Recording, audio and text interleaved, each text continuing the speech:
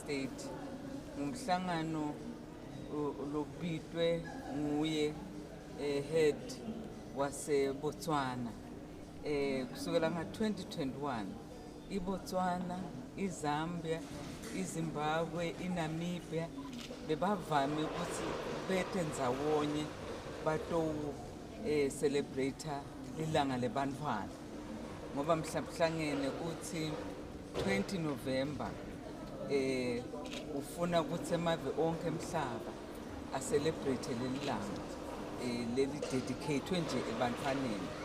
Ngiko nje inkosi Sithume nanangu minister waka education and training ukuthi sihambe nalabantwana labalishumi ibese ke lamave lebesolo ahlangana kusukela nga-2021 abese aya expanda safaka cishe yonke i-sub-Saharan region nyalo nje sekungedeke 4 lefaka ekhathi livela kaNgwane, ifaka ekhathi Mozambique, ifaka ekhathi Lesotho, ifaka ekhathi eSouth Africa.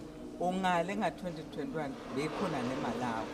So ke kulo mnyaka ke sita sonke song9 bantfwana nje basendleleni nyalo babheke khona eBotswana siyobakhanza khona sichaswe nguye UNICEF na World Vision. Siyajabula ke nokusho ukuthi njalo kusithunywa ngemakhosi kanje nalabantwana itolo bavele bajika khona eRitsitsini bawuthola tibusiso ukuthi indlela ibe yinhle.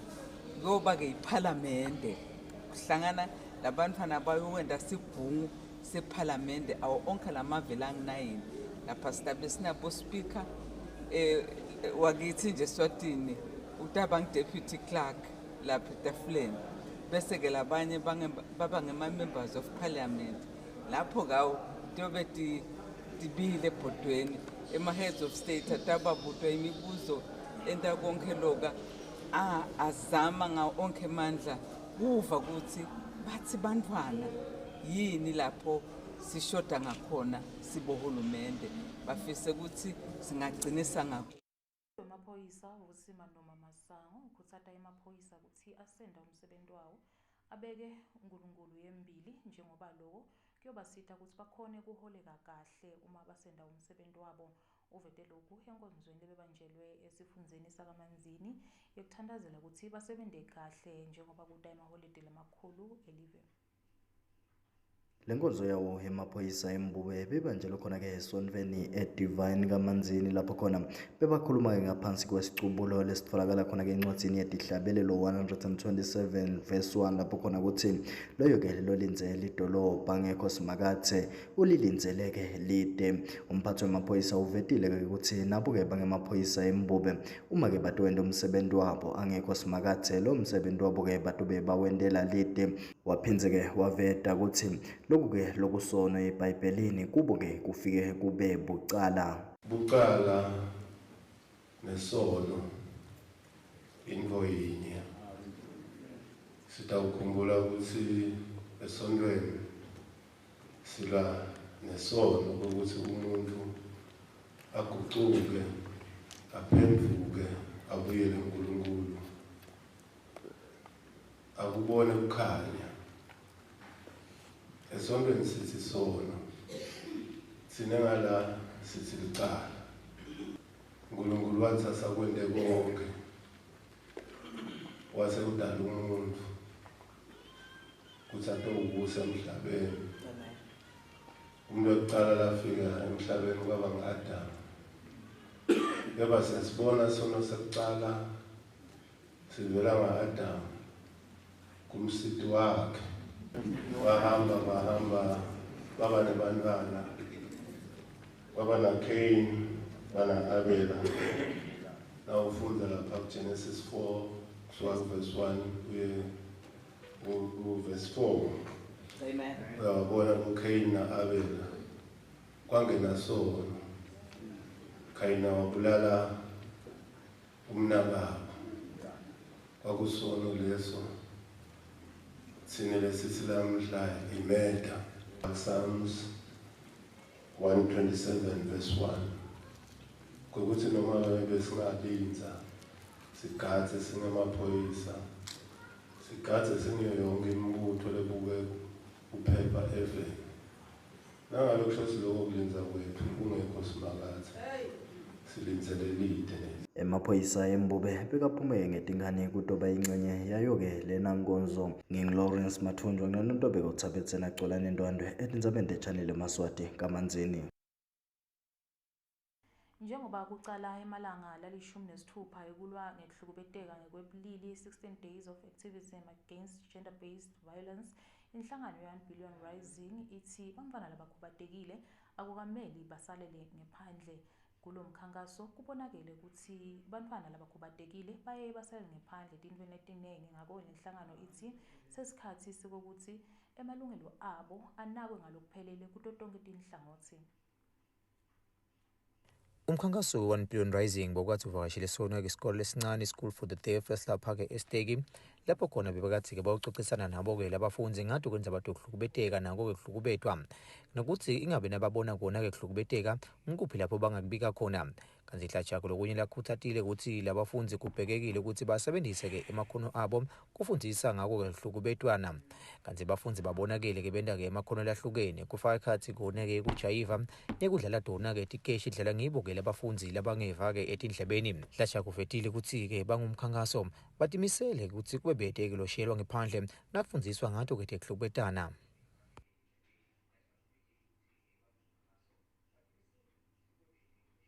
Kujayiva noma kuhlabela ahambise umlayeto wokuceda kuhlukubeka, aphindze afundise nalabanye, naye agucule impilo yakhe yena sithu sakhe. 1 Billion Rising uthi asisukumele imitimba yethu, sisukumele umhlaba lesiphila kiwo. Ngasi niyakwazi ukuhlanyela mos niyatati mos izinto letilanga phandle letikhona kumandla ethu. Niyatati mos izinto letikhona. Dr. Mbuli Longisihlalo-ke wayo-ke inhlangano lebuke bona abantu abaphila nako ukukhubateka even lakangwane uvetile ukuthi lokho kulokwenziwa ngulo mkhankaso we-1 Billion Rising kumgcoko kakhulu njengoba nabo laba babantu futhi bayahlukubetwa. As a National Disability Council, we understand that one of the difficulties faced by the nation and by the globe entirely is the issue of violence and gender-based abuse. We are with 1 Billion Rising to discuss and to interact with the students. We know that in one way or the other they are special because they are deaf, they have certain disabilities. So it's important that we make time to reach out to them, to sit down with them, to speak about their issues, because one way or the other they experience or they are exposed to such difficulties. So they must be well equipped with knowledge, especially on how they respond and how they protect themselves, and also how they are able to report such issues if they have them. Kutasisita kakhulu babe lokho kakhulu ngoba 1 billion uthembisile ukuthi vele kutaba ngema-awareness naye lasukumako ete esikolweni abafundise abantu babethu ngoba ikakhulu kufundiseka nasebafundisekile seba-empowered utawukhola lo mfana kuvikeleka, utawukhola lo mfana kubona ukuthi seyi-abuse-kelele seyenteka akhole umfana ahambe ayo-report. So kupartnerisha naye yo-1 Billion Rising kutasisita kakhulu sisikolwa kusibambisa etimeni letifana nalo. Kanti lo mkhankaso wayo-ke i-1 Billion Rising phindze-ke wakhuthaza bona-ke labantwana ukuthi kufuna-ke badlale ichaza lelitsite ekuvikeleni-ke imitimba yawo baphindze-ke bavikele nomhlaba-ke labaphila kuwo. Etindzabeni temsakalo we-Channel eMaswati kubika Gary Carlos ngisestegi.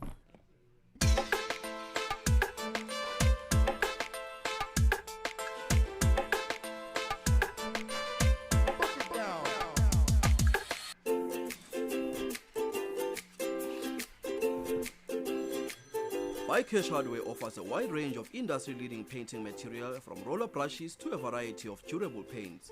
We have everything you need from high-quality aluminium windows to elephant doors. Bycash has the best electrical materials such as conduit pipes and house wires. High-quality roofing material like strong timber, heavy tiles, IPR corrugated iron and nails. Visit Bycash today and get the strongest building materials such as wheelbarrows, mesh wires and reinforcements. We offer the most popular cement. At BuyCash, we have unbeatable prices for irrigation pipes, maize and water tanks. We offer convenient delivery from all our branches across the Kingdom of Eswatini. For more information, contact us at 24371 710. BuyCash, buy quality, buy it less. Lese bake bafika kule ngcayizivele yemshini lokukhombisa kugula lonako wena ungakachazi abawuvali umlomo. Kubo babe uma ngabe umchamo ungasaphumi ngendlela lefanele, kunetinsinzi etimfinyezi, kunenkinga esifubeni noma kuselukhalo kwenyuke ngemgogodla, lo mshini uyatibonela wona. Nema-gearbox abo babe langasakhona ukufaka emagiya ngendlela lefanele, sinato tipanela tawo. Imithi yethu yonke ine-flag yaseMelika, kwatise i-approved and accredited by the FDA of the USA.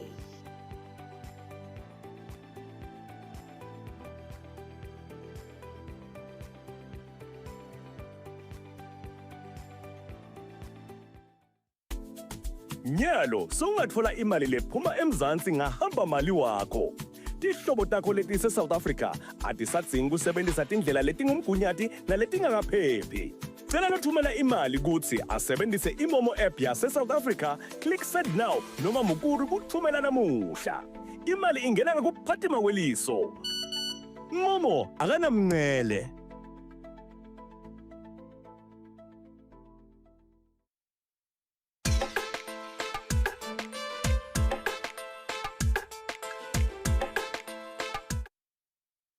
Lamahle simukele kakhulu losanza kuvula umsakazo channel eMaswati, asibongele lo solo ahleli kanye nathi asichubeke netindzaba kulesikhathi sanyalo. Ngitathatha tindzaba ngiphonse emanvulo lapho khona bechubeka nomthandazo wekuphetha umnyaka ilanini lamse uvele ukhona ke Khanyisile Mabuza kutosibikela kabanti ukuthi ingabe kuhambe kanjani emthandazweni. Sikwemukele Khanyisile.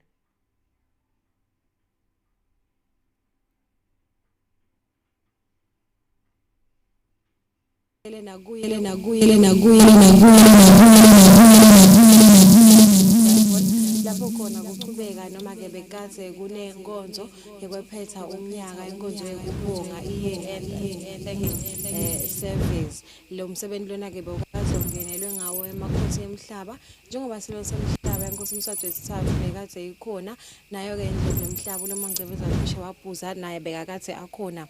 Kanti ke sicubulo sale nkonzo besikade sithathwe lapha encwadini yetihlabelelo chapter 98 verse 1 ithi sihlabelelo hlabelani ingoma lentsha kusimakade ngobe wende timfo letinkulu wancoba ngesandla sakhe sekudla nangengalo yakhe lengcwele.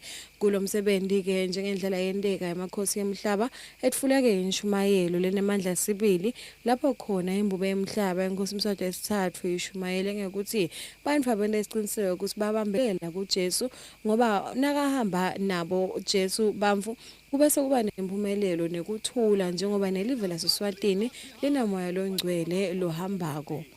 Whatever might be ahead of you, whatever challenge before you, do not lose hope today. There is a fourth man that is with you. And you are alone in your house. You will see another man beside you. You will ask, where have you come from? A man that is unafraid. A man when there are difficulties, he will walk with. Indlovu yemhlaba lo Mangcebeza Khosha Wabhuza yona ke ithethe inshumayelo yayo lapha encwadini yaZakhariya lihamba ngaphambi not being cleansed from you, enter into God's house ulibeka kuye ke umdali of sin not being cleansed from you. If you are the Holy One, staying holy, and you are still headed into the house, you come with all of your sins. The word says stay the way you are. But if You are righteous. Be Be holy. Amen bazalwane. Amen. Liyeta lila. The day is soon approaching. Liyawuthi maselifikile lilanga ukuthi nangu umphefumulo soyabidwa manje. Sengikhathi wena uthi hawu Nkosi, angibaleni ngifunela umfunzele nje noma linye. Njengoba bongena endlini yasimakaze yini lobo uyiva uphume unani? Mawusebenzela simakaze konza tinyawo zakho tikonze nelwimi lwakho. Bane lulwimi lwakho bazalwane lifuna tingabi tinje. You must have one language of speech. Don't be fork tongue. Baye bathi Maswati Maswati bathi unetilwimi letimbili njengani? They normally say you are fork tongue like what? Like a snake. Livela seswatini litikhanza lifakwa emabandleni noma amakomitini lamanyenti litikhanze lifakwa lihamba ngaphambili noma liholi lawo mabandla live lithatha buholi emabandleni lamanyenti etinhlanganyweni letinyenti konke lokhu wena waphakathi ukhombisa ukuthi live la kangelitindile live la kangwane lithuthukile ukukhombisa buholi empeleni kunqoma buholi bayo ingonyama emhlabeni wonke. Somebody shout open doors. Can I say this to you before? Kanti ke kutotimema leticavile bekathe kunemfundisi Mark Burns loqhamuka eveni laseMerika lekuthiwa ke ungumfundisi wamengameli Donald Trump kulela live. Kanti ke ushumayele naye wasosocious propheto sekuthi kutawehla tigitsigitsi temadola eMelika abe imali ke leta lapha eveni laseSwatini. There is a law of divine access. The reality is Satan tries to tell you that you deserve to be less. But I've come to make a loud declaration all the way from the United States of America that you was born to walk through open doors. If you believe it, say that's me, that's me. Here are the following words the Lord directed to you. Kanti ke lapha eveni laseSwitzerland kuchamuke umfundisi John Sego welibandla leNew International Church yena ke lo phile ukuthi kutawuba nemhlangano kakhulu wekubukela indzaba temnotfo economic forum letawubanjelwa lapha eveni laseSwitzerland kusemadvudane lapho khona imbubo yemhlaba itawuthumela sigejana ukuthi siye kulela kofa sibuye nemilingo netimanga letinkulu latabe yatendile uNkulunkulu njengoba titawubuya nebatshali timali labatawugucula umnotfo welive laseSwatini. Need to waste time. Ngikhethe kwabhala njengekuheve enkosini ngiwabhale ngiwakhuluma ngiwabhalile kuze ngingachitha isikhathi. Because prophet they hear a lot when they stand on the podium, so I put it in writing to give you the word as the Lord gave it to me. Ngithe angitihlele ngwenyamanduna ukuthi ngiwabhale phansi kuze atovakala kahle. This will be a season where serious investors lesi sikhathi noma sigaba lapho khona bahlanyela imali we'll be heading to Eswatini from all directions. The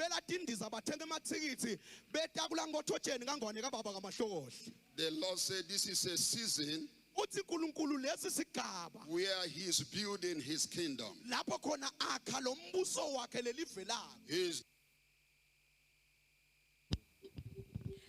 Kanti ke nebafundisi bala ekhaya nabo bebakhona njengoba bekade yakhona umfundisi Gwebu naye ke lo hlephulile khona ke evini lenkosi yena ke ulandzelwe ngumfundisi Shotgun Simelane lochubekile naye wahlephula khona lapha encwadzini ya 2 Chronicles 20 verse 20.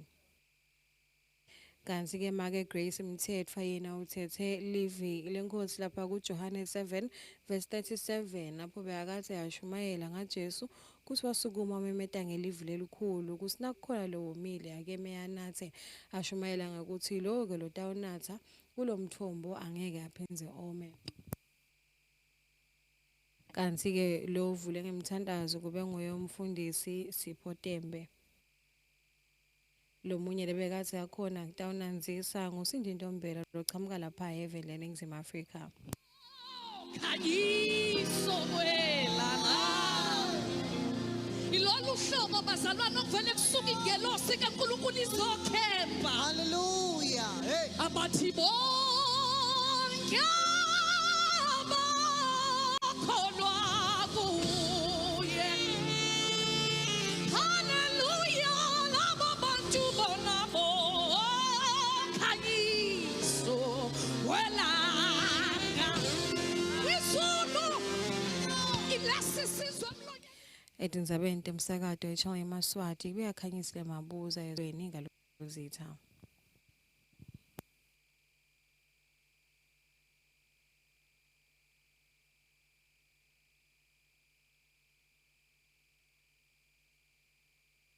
Ucwenzisa timilo wemukele tincola letisihlanu tekusebenta etimeni letiphuthumako nekulandza ke bantfu etimeni letiphuthumako ema-ambulances lachamuka eRepublic of South Korea.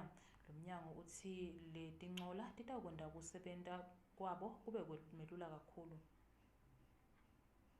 Kuthekelo mhla lapha indlungulu ye-correctional services lo mnyango waba nenhlanhla wazuza ke umusa lapho khona ke umukeleke tincola tekulayisha sive esimeni lesiphuthumako ema-ambulance lachamuka ke eveni le-Republic of South Korea.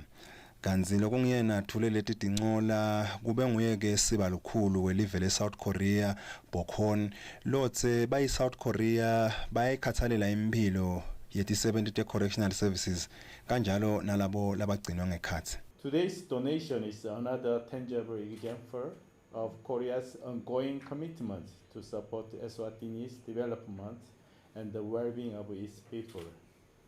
The government of Korea is deeply pleased to contribute to Eswatini's efforts to improve emergency medical response and inmate welfare within the correctional system. We believe that every life deserves timely and dignified care, and that this support will help enhance the safety and well-being of those under your protection and service. Emukela ke letincola egameni lahulumende wembube kanye nayo i-correctional services kubeke indvuna yemthetho netindzaba temthetho sisekelo umntana Nkosi Simelane lotse letincola titawudlala indzima lenkulu e-correctional services nalokuthi setitawuvele titsathwe tihambe tiyosebenta wona umsebenzi wato. On behalf of His Majesty's government, may I express our profound appreciation to the government and the people of South Korea for this generous donation. This act of goodwill and friendship demonstrates a shared commitment to advancing healthcare and strengthening institutional capacity for the benefit of all. The ambulances being handed over today will play a pivotal role in enhancing healthcare delivery within the correctional system. Komshana jikelele we-correctional services lamakhosini Dlamini uthi letincola tifike ngesikhathi lesikahle nangemzuzu lokahle lapho khona sidingo sato besisikhulu kakhulu kulomnyango. Dlamini uthe njengoba letincola tisihlanu lokho kusho ukuthi kuletiteshi te-correctional services letikhona lapha eveni letisihlanu tincola titawuzuza wona umusa tithole leti tincola. Lombiko netithombe uhlanganiswe ke lehhovisi lamahlale esangweni wemnyango kulungisa neconsa dona timilo eMbabane. Ngenxa yesikhathi eMaswati lamahle sitakuma khona lana losuku lanamuhla siphindze sibuke tihloko taleti lebethamba embili. Silo semhlaba Inkosi Mswati wesithathu sikhutsata eMaswati ukuthi yathembele kumdali ngoba ngekwenta njalo ayawuncoba tonke timbi futhi aphumelele konke. Liphini laMvunankulu impungathuli idladla libhekise emapombe eBotswana kuyongenela umhlangano wemave noma-ke webaholi bemave la imfica. Umphathi wemaphoyisa uVusi Manoma Masango ukhuthaza emaphoyisa ukuthi asenda umsebenzi wawo athembele kuNkulunkulu ngoba kwenta njalo bayokhona kwenta umsebenzi wabo kahle. Ndiyaguca ngasodla mahle kubukela kube ngilokuhle etinhlelweni letitawulandzela nisale kahle.